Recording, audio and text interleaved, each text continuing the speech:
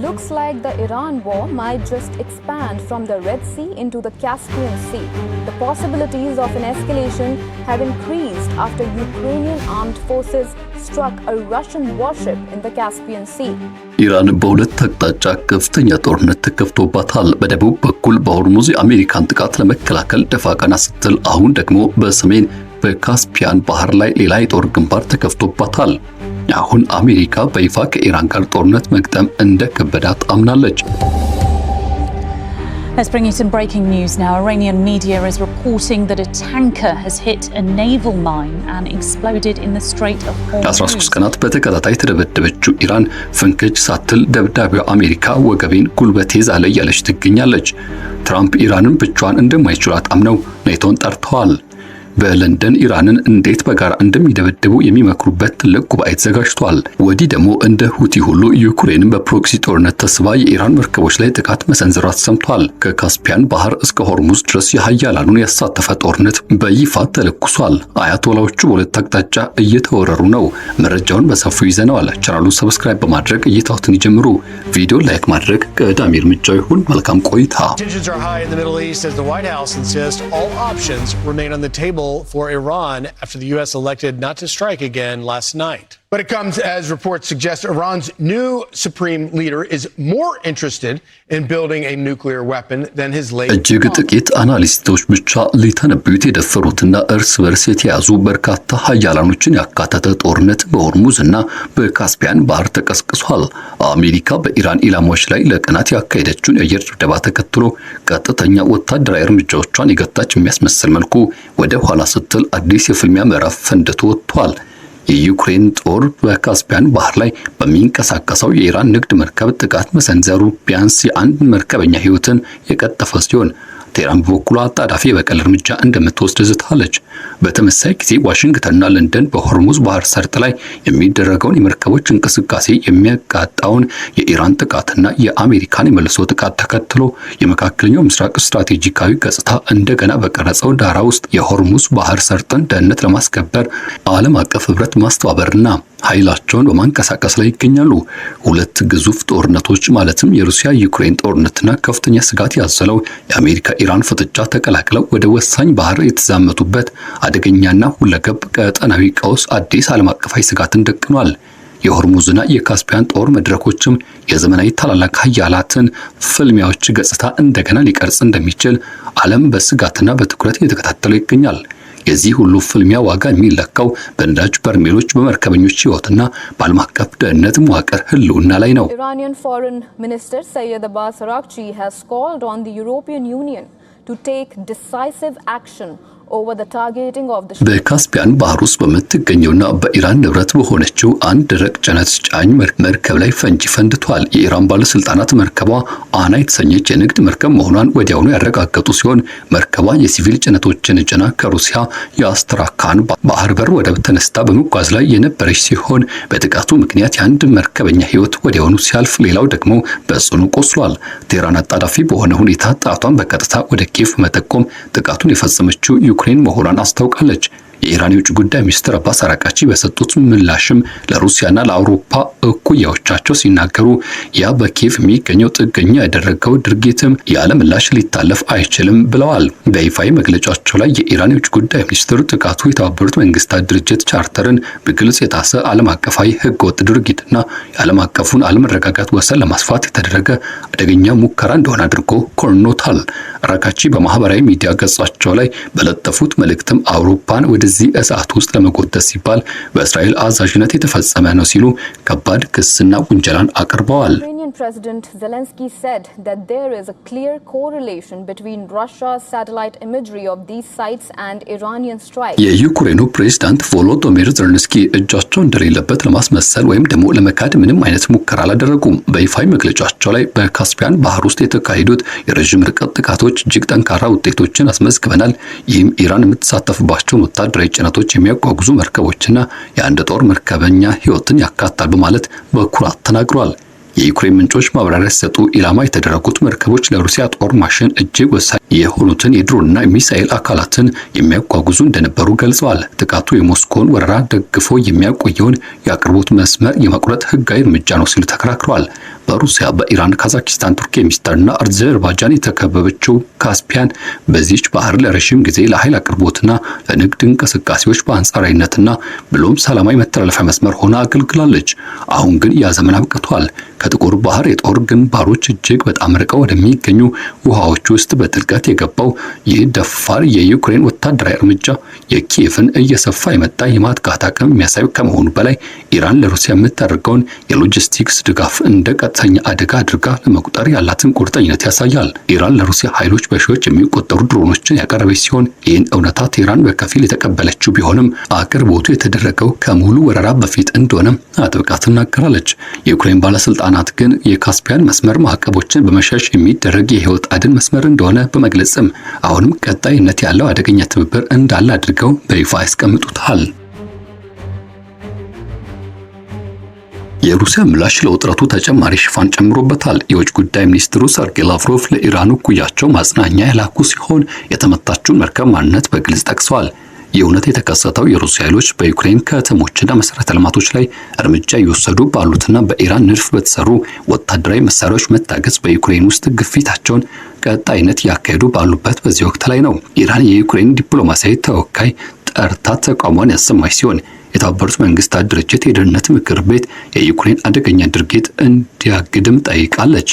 ኢራካቺ በቀጣናው ያለው ይህ ዓለም አቀፍ ሰላም ላይ ያልተጠበቁ አስከፊ ውጤቶች እንደሚመጡ አስጠንቅቀዋል። ወዲያውኑ ከአሜሪካ ጋር በሞትና ሽረት ፍጥጫ ውስጥ ለተዘፈቀው የአያቶላ ስርዓት የአዲስ የጦር ግንባር እጅግ አደገኛ የሆኑ የጠላቶች መስፋፋትን ያሳያል። በካስፒያን ባህር ላይ ያለው አስደናቂና ልብ አንጠልጣይ ሁነት እየተከናወነ ባለበት በዚህ ወቅት ላይ ዓለም አቀፉ የባህር ላይ ነዳጅ ንግድ 1/5 እጅ የሚያልፍበት የሆርሙዝ ባህር ሰርጥም ትኩሳቱ እንደተፋፋመ ቀጥሏል። የኢራን ኃይሎች በንግድ መርከቦች ላይ ጥቃት መሰንዘራቸውን ተከትሎ አሜሪካ በበኩሏ እጅግ አሰቃቂና ጠንካራ ምላሽ ሰጥታለች። ይህም በደቡባዊ ባህር ዳርቻ ላይ የሚገኙትን የኢራን የባህር ዳርቻ መከላከያዎች፣ የሚሳኤል ጣቢያዎች፣ የእዝ ማዕከላትና የባህር ኃይል አቅሞች ላይ የተሰነዘሩ ተደጋጋሚና ኢላማቸውን የጠበቁ የጥፋት ድብደባዎችን ያካትታል። የአሜሪካ ማዕከላዊ እዝ የኢራን ባህር ኃይልና የመርከብ መምቻ አቅሞች በከፍተኛ ደረጃ መዳከማቸውን በስፋት ዘግቧል።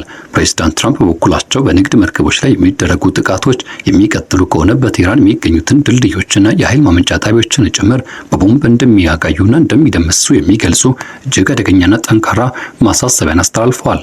ኢራን በበኩሏ ከአሜሪካ ጋር ወገንተኝነት ባላቸው የገልፍ ሀገራት መሰረተ ልማቶች ላይ ጥቃት እንደምትሰነዝር በመዛት ምላሽ ሰጥታለች።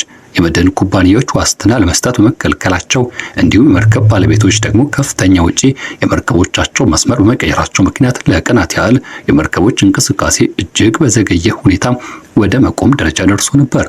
አሁን ደግሞ ዋና ዋና ወታደራዊ ግቦችም መሳካታቸውን የሚገልጹ ግምገማዎች ተከትሎ የአሜሪካ የአየር ድብደባዎች ጋብ ያሉ ቢመስሉም በዚህ ወቅት ላይ ዲፕሎማሲያዊ እንቅስቃሴዎች እጅግ ተፋጥነዋል።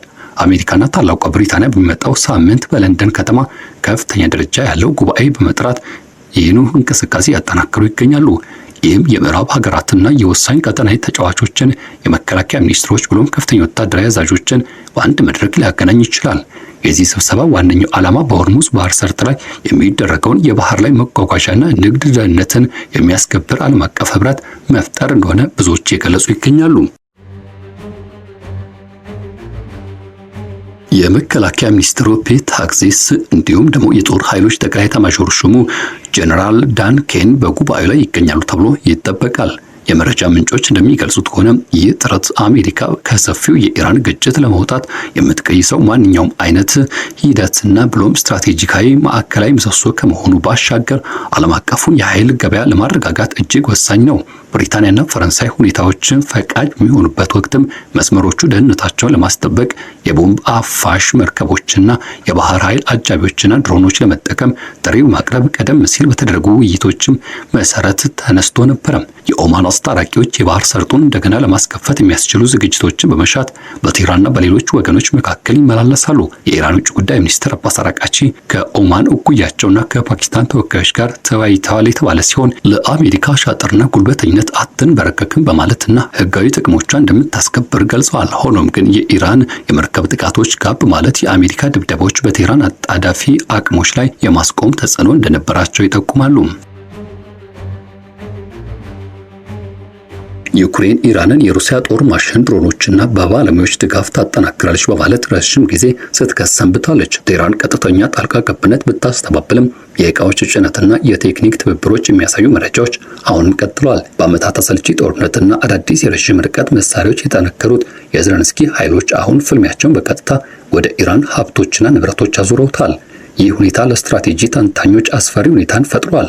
በዩክሬን ምድር ጦርነቱ ያላበቃቸው ሩሲያ ከኢራን ድጋፍ የምታገኝ ሲሆን ዩክሬን ደግሞ ማሸነፊያ ዕድሏን ለመጨመር እነዚያን የአቅርቦት መስመሮችን ታስተጓጉላለች። በደቡብ በኩል በአሜሪካ ጫና ውስጥ የምትገኘው ኢራን፣ በሰሜን በኩል ደግሞ አዲስ በዩክሬን ጦር ግንባር ገጥሟታል። ዜሌንስኪ እንደገለጹት ከሆነ ሩሲያ መካከለኛው ምስራቅ ኢላማዎችን ለመምታት ለኢራን የምታደርገውን የሳተላይት ድጋፍ መካከላቸው ያለውን ወሰን የበለጠ ያደበዘዋል። የአና መርከብ ሁነትም ይህው ተራ የበቀል እርምጃ ብቻ አይደለም። ይልቁንም የአቅርቦት ሰንሰለቶች፣ ተኪ ኃይሎችና የረዥም ርቀት መሳሪያዎች የራቁ ግጭቶችን የሚያገናኙ ዓለም አቀፋዊ የጦር ግጭቶችን የሚያገናኝ ሂደትና የጦር ሜዳ ተብሎ እንዲታሰብ አስገድዷል።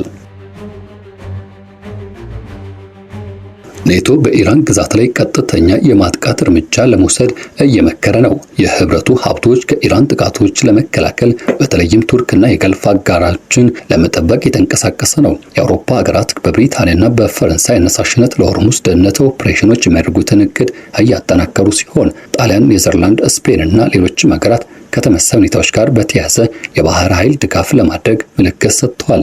ይህ ሁኔታ የአውሮፓን እየጨመረ የመጣውን ፍላጎት ያንጸባርቃል። የኃይል ዋጋዎችም እያንዳንዳቸው የሆርሙዝ ስጋት ምክንያት በከፍተኛ ሁኔታ እንዲዋዥቅ አድርጓል። በአትላንቲክ ማዶ ውጥረቶች መካከል በአሜሪካ መሪነት ላይ ከመጠን በላይ መጠጋትን የሚፈሩት የአውሮፓ መሪዎች ከዋሽንግተን ጋር በቅርበት የተቀናጁ የራሳቸውን ገለልተኛ አቅሞች የመገንባት ላይ ይገኛሉ። የለንደኑ ጉባኤ ይህን ድብልቅ አካሄድ ያሳያል። የአሜሪካ ኃይል የበላይነትም ከሁለገብ የኃላፊነት ክፍፍል ጋር የተጣመረበት መድረክ ነው።